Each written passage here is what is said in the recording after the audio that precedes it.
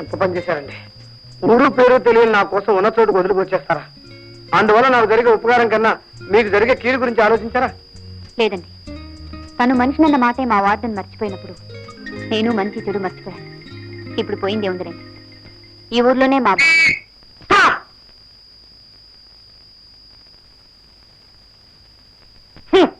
ఎవరు మీరు? అర్ధరాత్రి నడిలో ఏం చేస్తున్నారు? కనపడ్డలా నడుస్తున్నాం. అది తెలుస్తూనే ఉంది. అతను ఎవరు? ఎవరు అతను? చెప్పు. పేరు నాకు తెలీదు. అర్థమైంది. ఏమయ్యా ఈ అమ్మాయి ఎవరు? ఈమె నాకు నాకు అర్థమైందయ్యా, అంతా అర్థమైపోయిందయ్యా. పదండి స్టేషన్ పదండి. ఎందుకు? పదండి స్టేషన్కి, పదండి పదండి.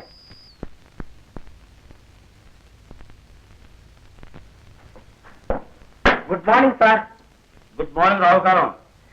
ఏంటి ఇక్కడ ఒకసారి ఉన్నావు? లోపం మహా తగలబడిపోతుంది సార్. ఏంటి నిన్నటి నుంచే? లేదు చెడ్డవారంతో నీకే దొరికిపోయారా?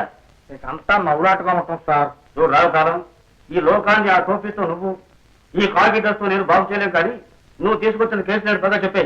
Sir, first class case. ఆడపిల్ల దంత బొమ్మ ప్యారిస్ నుంచి పార్సల్లో చుట్టి తెచ్చినట్టుంది. కుర్రాడు పెద్దవడ్ల పూడి నారింజ తోటలోంచి పారిపోయి ఎక్కినట్టున్నాడు. వీళ్ళిద్దరిని రామాటాకీ సెంటర్ లో అర్ధరాత్రి 12 గంటలకు పట్టుకున్నాను. ఎవరమ్మా నువ్వు? నా పేరు Geetha, BA second year, Sharada women's హాస్టల్లో ఉంటున్నాను. Economics politics group. మరి అతను?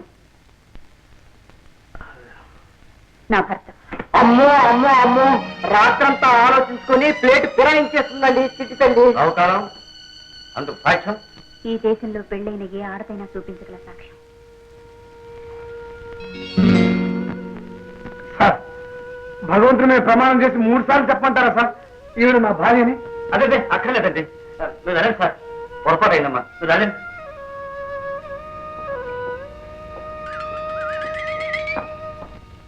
సార్, రాత్రి వాళ్ళిద్దరిని పేర్లు అడిగితే చెప్పలేకపోయారు సార్.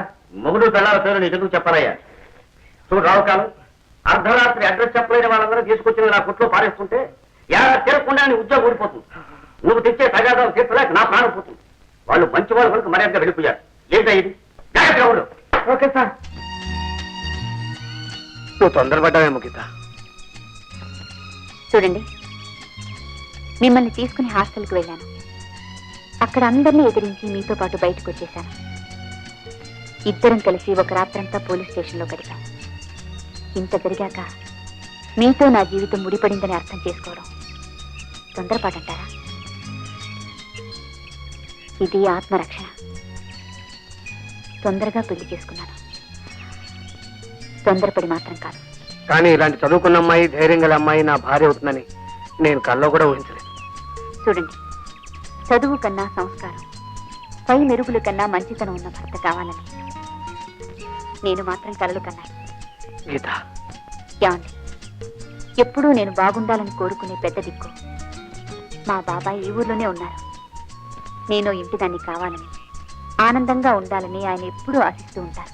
మరి మీ బాబాయ్ ఇంట్లో ఉండగా హాస్టల్ ఎందుకుంటున్నావు? మా పిన్ని కాస్త నోరున్న మనుషులండి. అందుకని ఆయనకి మనసున్నా నన్ను దూరంగా ఉంచక తప్పలేదు. ఏమండి, ముందు వెళ్ళి ఆయన ఆశీర్వాదం తీసుకోవాలి. పదండి. తప్పకుండా. గీత, ఎవరో నీ వెనక? ఆయన నా భర్త బాబాయ్. నీ భర్త? ఏమిటో మరి అంటున్నా? అసలు నీకు పెళ్ళి ఎప్పుడైంది? ఇతను మా కోటయ్య గోపి. అంటే ఇది మీకు ముందే తెలుసా బాబాయ్? అసలు నీకు ఇతను ఎలా తెలుసును, ఎప్పటి నుంచి తెలుసును, మీ ఇద్దరికి పెళ్లి పోయిందంతా నాకు చెప్పు. అది కాదు బాబాయ్, తన చెల్లెలు పెళ్లి కోసమని నిన్న ఆయన సామాన్లు కొన్నారు. అది నాకు తెలుసు. ఎవరో దుర్మార్గులు వాటిని దోచేశారు. అప్పుడు అదే బాబాయ్. అదే అదే అదే అదే అర్థమైందమ్మా. అప్పుడు నువ్వు అడ్డుపడి ఆశ్రయించావు. ఒకరి కష్టాలు మరొకరితో చెప్పుకున్నారు.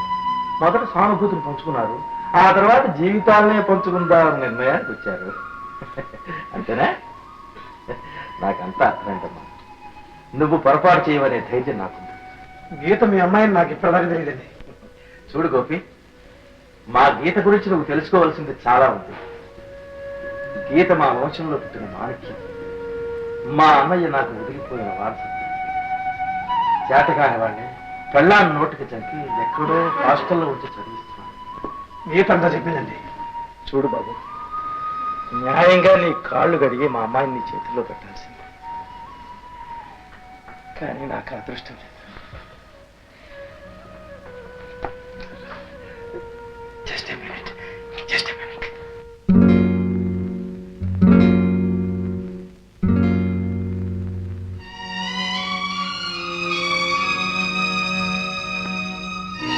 ఇదమ్మా, ఇవేనండి సార్. మీ ఇద్దరికి బట్టలు నాయన. నేను ఇప్పట్లో ఇంతకంటే ఎక్కువ చేయలేను. బాబు, నేను ఇచ్చిన డబ్బు పోగొట్టుకున్నా. ఈ దస్తావేజులు మాత్రం నా దగ్గర ఎందుకు ఉంచు నాయన. బాబాయ్, శతమానం భవతు. అమ్మా, ఆడపిల్లని పరాయింటికి పంపడంలో ఉన్న కష్టం నిన్ను హాస్టల్కి పంపినాడే అనుభవించానమ్మా. ఇప్పుడు నేను ఇలా పంపడం నాకేమంత కష్టం అనిపించడం లేదు తల్లి. మీరిద్దరూ అన్యోన్యంగా కలకాలం కాపురం చేయండి. క్షేమంగా వెళ్ళిరామ్మా. వెళ్ళిరా.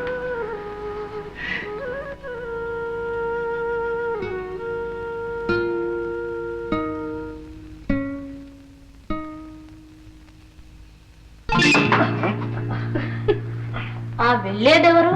మీ ముద్దుల కూతురు గీతాదేవి గారా? ఆ వెనక వెళ్ళేదెవరు? హాస్టల్లో వంటవాడా? కాదు, ఆమె భర్త. ఓహోహోహో, అర్జెంటుగా మొగుని వెతుక్కున్నది కాబోలు దొరసాలి. శబాష్, గంతకు తగ్గ బొంత. ఇలా ఏమిటి? మనకేముందో బొంత. దేనికి ఏ గంటలు వెతుక్కొస్తావో నేను చూస్తాను. నా కూతురికేం కర్మండి. దాన్ని చేసుకోవడానికి క్యూలో నిలబడ్డారు పెళ్లి కొడుకులంతా. మొన్ననే లండన్ నుంచి వచ్చాడట డిఎస్పీ గారు అబ్బాయి. ఆ అబ్బాయికి మన పిల్లనివ్వమని ఒకే గొడవ చేస్తున్నారు మహిళా మండలిలో లక్ష్మీబాయమ్మ గారు. పాపం, ఆ కుర్రాడు మరీ అంత చలనసరు కావాలు. మీ బుద్ధి అంతే. పెరటి చెట్టు మందుకు పనికిరాదని మీ కూతురు విలువ మీకు తెలియదు. కర్మ. రావే లల్లి.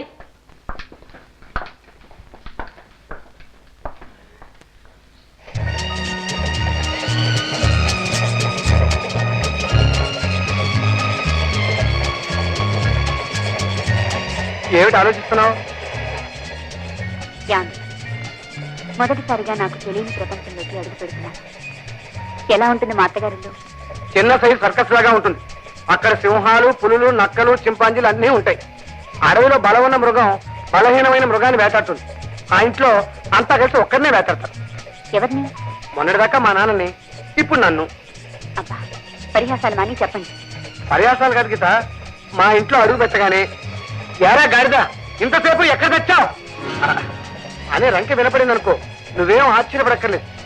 ఆవిడే మా ఇంటికంతటికి మూల విరాట్. ఇంట్లో అరాచకానికంతటికి అసలు కారణం.